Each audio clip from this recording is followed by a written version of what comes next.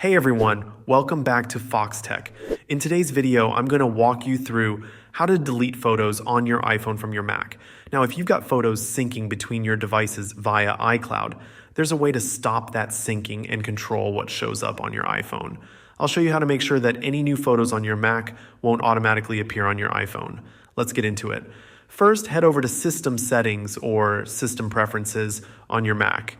Once you're in there, you'll want to click on Apple ID.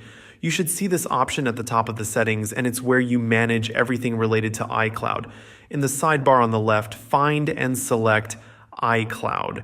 Now, under the iCloud section, click on Photos.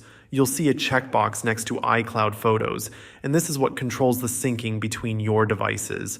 Go ahead and uncheck that box.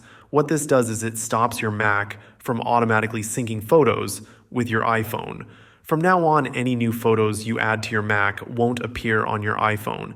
Just keep in mind, this doesn't delete your existing photos on iCloud. Those will still be there. What it changes is that no new photos from your Mac will be uploaded to iCloud and then synced to your iPhone. This is a great way to control your photo library across your devices without losing anything you already have. And that's it. Now you know how to stop syncing photos between your Mac and iPhone, and you can delete photos on your iPhone from your Mac easily.